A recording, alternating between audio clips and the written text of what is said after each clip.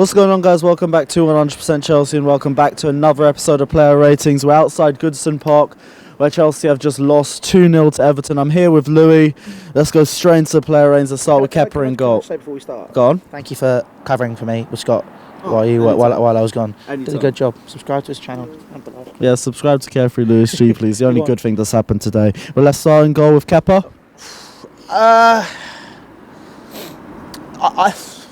I think he made some important reflex saves. He's not a slave to the reflex, but I'm a slave to the rhythm. No, he made some important reflex saves. The penalty he could have done better. He palmed it straight back out, which is why I'm disappointed with that. It's the same from the cup final. We could have some coaching on that, I think, which is I'm no coach, I'm no goalkeeping coach, but I can see if there's a flaw, you need to improve on it. That's just basic life lessons. So it's kind of a case of, I think I'd give him a 5, give him middle of the ballpark. He conceded 2 goals, made a few important saves, so it wasn't an embarrassing scoreline. Well, this is an embarrassing scoreline, but it wasn't as embarrassing as it could be. Yeah, I agree. A 5 for me. All right, let's go to right back Azpilicueta now. I just didn't think he had that much impact going forward, to be honest. He didn't have that much impact, but at the same time, defensively, the majority of their attacks were going down the left-hand side where Marcos Alonso was. Yep. Defensively, Azpilicueta did what he could. He marshalled the line very well. He also came and spoke to the fans and did everything which everyone says he shouldn't be a captain. Did. Yeah. Did all of that. Give Dave a 6. Again, middle of the ballpark, but he did what he was told to do. He did his main prerogative, which is as a right back, which is a defending position, to defend. I understand the system, people expect him to get forward, but he played to his strengths, which is important in games where you have to win as many as you can. Right, moving on to David Luiz now. I thought it was sloppy today. Took way too long with the ball. There weren't enough of the long passes that we usually expect from him. There's no threat going forward and barely anything at the back. He was walking the dog through fucking Stanley Park, mate. He weren't playing. He weren't there to have an impact. David Luiz, again, people, he says, it's massive impact in the dressing room. He gets people excited. He really makes them move. Blah blah blah. He really pushes it. He's a great leader. Yeah, he's also supposed to be a centre half, who is one of our main creative hubs as well. I think at the same time, where he was slow on the passes, it was also because there was a lack of movement. Again, you can't just put it all on one person. Yeah. There are 11 blokes on the pitch today. All 11 of them could have performed better. But it's kind of a case of, look, David Luiz, again, sloppy defensively, sloppy with the ball going forward, lazy, lethargic, I thought. Again, it's my opinion. It's up for debate. If people want to do so. Based on that, if I was sitting there going, we might be offering you a new deal, I'd look at it and go, mate, I'll have to have a think about that now. If you're gonna act like this when you want a new deal in games, which again, a must-win, we have to consider the position. And again, it's a management tactic, I guess. If you did do that, you'd sit there and say, look, let's motivate him, let's make him move, let's make him do that type of stuff. And that is the type of thing that does get in David Luiz's head. When he gets criticism, he comes in the next game, he delivers. So I think it's kind of a case of, if he can do that, if he can start delivering again, which we all know he's capable of, however inconsistent it is, we can see what happens. But I wouldn't be talking about new deals until the end of the season. I'd get over the line with the important matters first, which is a case of, if we want to get into Europe, we have to really push it. And then on top of that, if we want to get to the final of the Europa League, we have to push it. If we want to win it, we have to push it. Those are the primary targets. And to be honest, we need to focus on them. But for today, David Luiz, give him a 4. All right, let's move on to Antonio Rudiger now. I'm going to say the same thing that I said about David Luiz. He's sloppy, but I thought at least he was getting in some of the tackles a lot better. But I also do think his strength was also his weakness, because I thought he was really rash at times as well. I agree. I'd go 5 for Antonio Rudiger. Again, made some critical challenges, but he was very rash. He got booking. And he was on a bit of a tightrope towards the back end of the game, which again could have had an influence on why we weren't so defensively sound. I'd give him a 5. Right, Marcos Alonso, poor, trash, 1. 1, yeah. Again, 90 minutes on Thursday, 90 minutes today. To be honest, the last substitution, you can argue why Jorginho was brought off. For me, Marcus Alonso probably been the wiser decision, but you needed to have Emerson on the bench for that. Yeah. And how he wasn't even the squad in the first place. Look, if something happened in training, if he wasn't fit and we didn't know anything about it, then fine. But from the knowledge we have, which again it could be very minimal. We could have no idea what we're talking about here, which I'm sure a lot of people at Chelsea could feel. You don't know the half what's going on, which is fair enough. But from what we can see, Emerson's our first choice left back for me. He's a much more, he's a much faster, much more, not prolific's the wrong word, but he's more mobile. He has more flair. He fits the system better. How he didn't start is beyond me.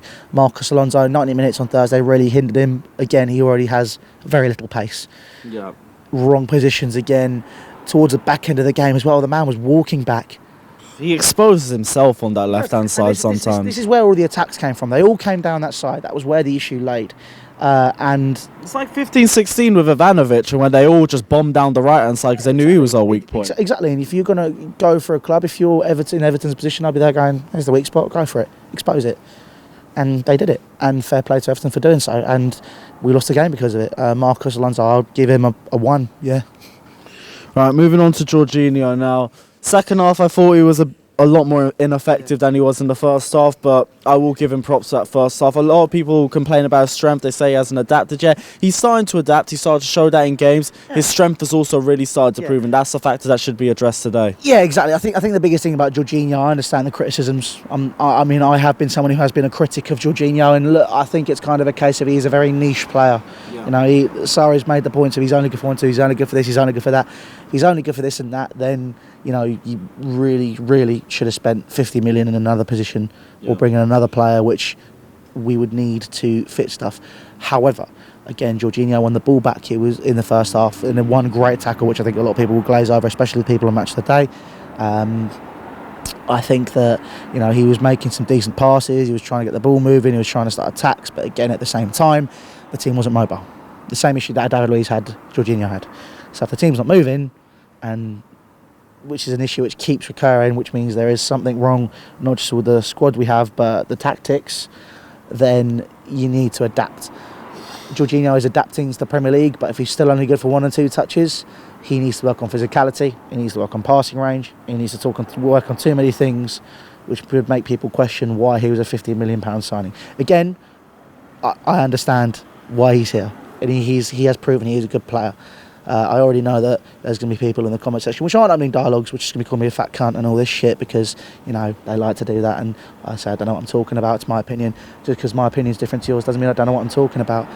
This is what my degree's in, so I kind of do know what I'm talking about. But it's kind of a case of I don't know any better than anyone else. So it's kind of a case of we've got Jorginho in the squad, chess player, back him, help him develop in any way we can, which is support the team. Obviously criticism is valid if it's constructive, but for me, Jorginho today, again, I'll give him a 6. I'll give him a 6, just because he'd improved. He'd improved on the physicality. Yeah. And that is obviously you try and find. You got to find the positive somewhere. So I'd say just for that, maybe a 6. I can understand a 5, but he was the better of the players that we had out there today, in my opinion. All right, moving on to Kante now. Like I keep saying every week, this guy practically saves us every single game. Yeah. Second half, he was the only guy really moving the ball forward at pace. Yeah. And same old N'Golo performance. Yeah, that's the hashtag there again. 6, just because of that. Again, saving us on any occasion. Try and do what he could. Try and do it on his own because no one else was helping. 6. Right, Pedro. 4. He was awful. Sorry. No, go for it. Awful. He was head down, not passing the ball correctly, or if he was getting in the right positions, he wasn't shooting.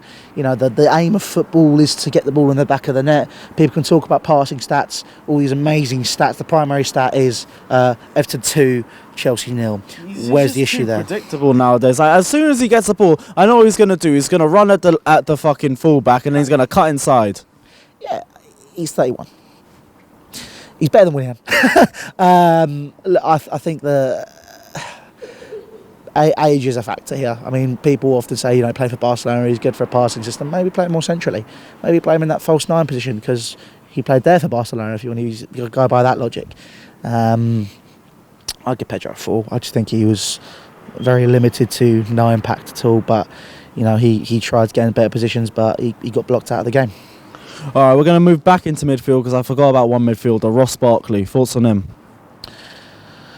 I think Sarri does stifle him in some aspects. I think we were saying earlier in your fan cam, he has the ability to be a very direct player, someone who's very physical, very powerful, can drive forward with the ball, create opportunities that way.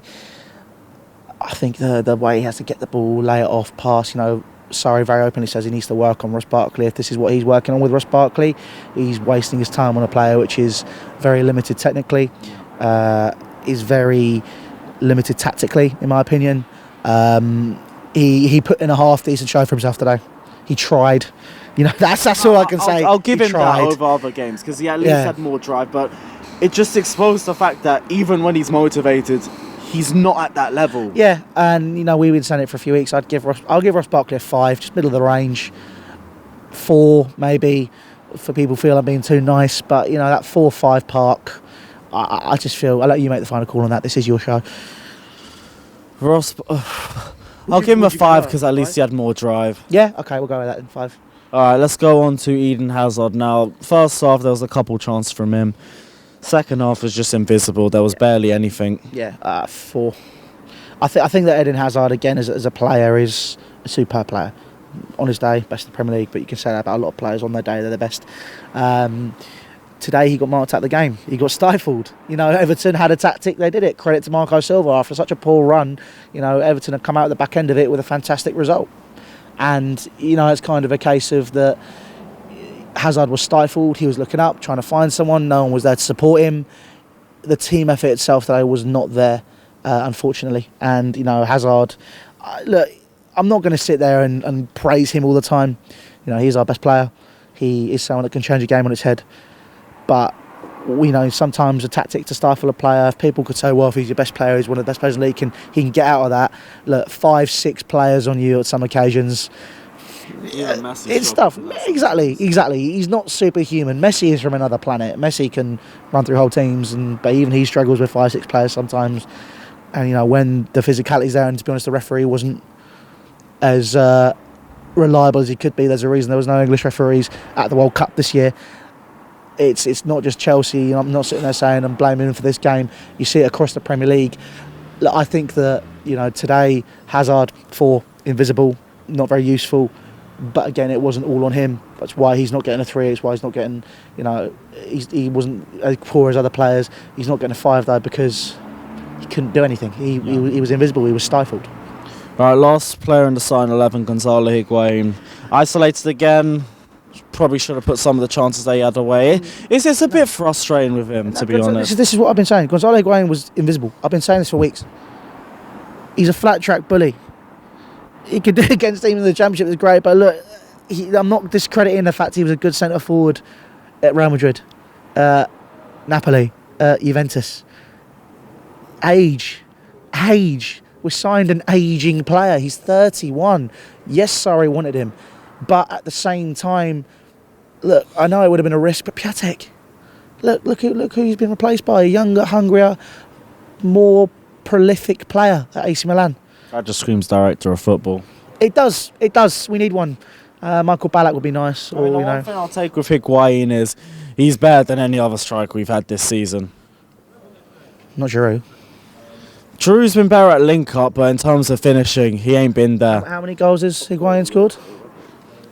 Very fair points, but at least he has the movement. Let's just feel like we've been isolating him for too long. Look, he's an intelligent footballer, but unfortunately, his brain's moving fast in his body.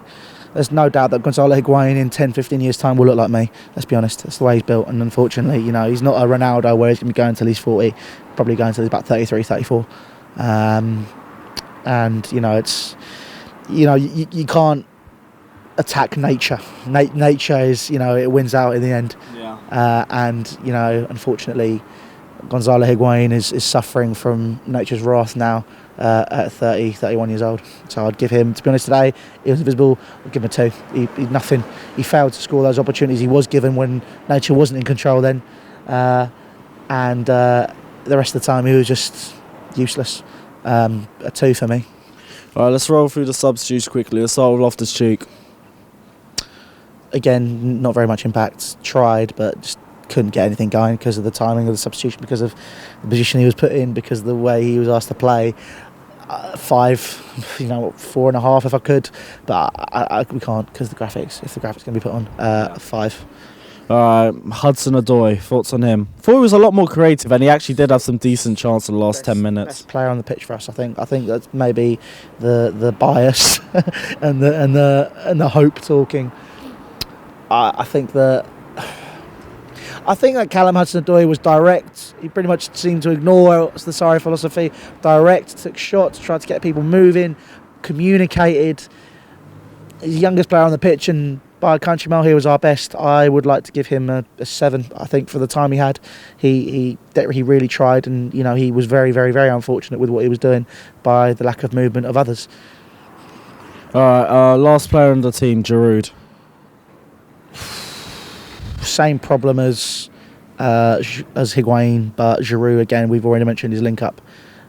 Give him on that basis of me giving Higuain a 2, I'd give him a 3. All right, let's talk about the Chelsea fans. Away crowd, I actually thought we were pretty better than we usually are. Not to our best. I still say this year probably Fulham's been the best away performance from us in terms of fans, but I thought we were all right today. Because of the toxicity, which is an issue, because of the fuck sorry ball, because of people fighting instead of just talking to each other. We did okay where we were. You were sat a few seats away from me. I actually, from people that were just yelling at me, I managed to have a conversation, which is healthy. And I accepted their opinions, they accepted mine, and we came to a mutual ground. And it's kind of a case of, look, we all agree that Sarri's not at fault here for everything that's going on at the club. He's at fault for some of the selections, some of the substitution timings. Yeah, we all agree that. But for today, for the fans, where we had the fight in the first half, we lost the will and we just started shouting, and there's ice cream where At this time? It's whatever. 8 o'clock or something, there's an ice cream van going past. Either that or it's going to be someone driving in an ice cream van as a distraction, and then we're going to get shot. No, but other than that, I've watched too many films recently. I think that most likely I'll give us a 5 because of we started so well in comparison to a very quiet Everton crowd. But then we just got toxic when we went 1-0 down, much like the players. Down tools is the wrong words. I'm not attacking the fans, but again, we did what we always did, which is kind of panic, I felt, and we just started shouting. Yeah, and look, I don't blame them. If you travel all the way up to Liverpool to watch this shit, which it was today, then yeah, I'd get pissed off. I was one of them. So I'm giving myself a 5. But look, it's life. We have to deal with it, and we have to move on. Next game's Cardiff, and let's just hope we can build on it. All right, last rating, Maurizio Sarri. Now, line-up, he came to criticism for Pedro, for Alonso, for Barkley. I've already said in my fan camp, the only one I have an issue with is Marcus Alonso. So, based on that, the line-up, substitutions, I thought, when we went 1-0 down, they came relatively quickly. They didn't really do much, but the lack of depth is there. Yeah, lack of depth, but also lack of tactical nous. I understand he is the philosophy, but you're also here to win games. His target is to get to top 4. That was his target. He's not going to hit it. 100% not going to hit it. 5. I thought today he was limited in his knowledge. I thought he wasn't as powerful as he could be, and that is again the nature of it. He needs to be getting better. And he needs to be adapting, and he's not doing it. So, unfortunately, I'll give him a 5. Right, well, this has been your player ratings for Everton 2, Chelsea 0. Let us know whether you agree or disagree with any of the ratings down in the comment section below. Don't forget to like and subscribe to 100% Chelsea. All social media links will be down in the description below. Don't forget to check out all Louis' socials. At Louis_Beneventi on Twitter. At Louis Beneventi on Instagram. Snapchat's dead and the lights have gone off. That's a bit weird. We've been here for too long. Let's sign off. Thanks, Everton. Subscribe to Carefree Lewis G. Yeah, subscribe. To 100% Chelsea. We'll see you later. See you later.